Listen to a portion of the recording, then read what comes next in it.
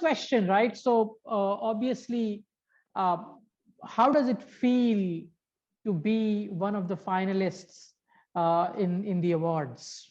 And what was your first reaction when you heard about that you are going to be one of the nominees? Sure. One of extreme, pride. I was very, very happy when I first received the news. Even the process of applying was quite, it was so reflective, making me take stock of all the amazing stuff that we had accomplished, and looking at the people that I worked with, and even myself, so, when I put all of that in, I really gave it my all. And then when it came out that I was a finalist, I was ecstatic, it's such an honor to be considered, one of the best in the country by such, a well-respected, organization like CCMG. It's quite phenomenal, and something So I'm very proud of. how confident are you of winning then? How confident am I of winning? Well, if I'm honest with you, I look at it as though I'm going to lose, so that it will make me work harder. If you're thinking like somebody out there is doing more than you, somebody out there is doing. I mean, I work in that way, and I suppose I'm looking at the awards in the same way. That even when I meet a new agent, this is somebody who's going to be on my team. I wonder what I'm going to learn from them. So I know that I'm not exactly perfect, so I can't. I'm not like I wouldn't say that I don't think I'm going to win, but I also don't. It wouldn't be like I wouldn't be like, oh, I can't believe I didn't win. It'll just be good to like I said, just being here already is so amazing for me.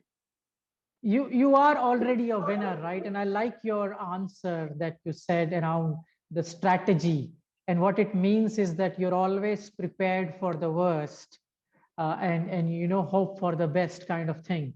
So while the Mm, world was going through this pandemic, our industry also mm, went through a lot of changes. What mm. specifically stood out, especially when you had your people working from home? How was it different to manage them during this crisis?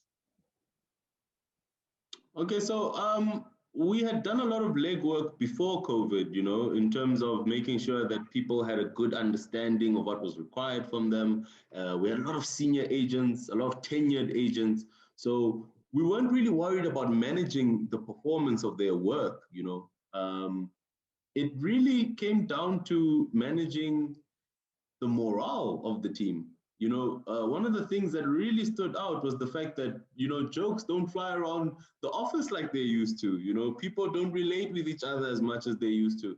We had a couple of people who lived alone. So, their mental health, also gets impacted by not seeing people for a long time, and the moods in meetings was also different. So seeing all of that, we definitely had to change a couple of things, initiate a lot more things, because, like I said, you don't plan the jokes in the office.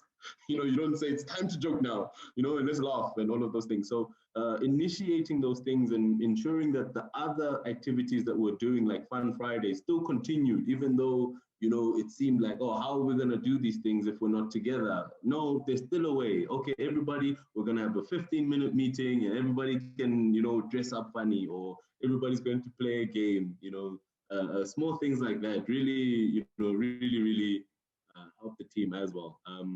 Yeah, and I think it all comes down to just genuinely caring for your team. So, it was Yep. easy also to do.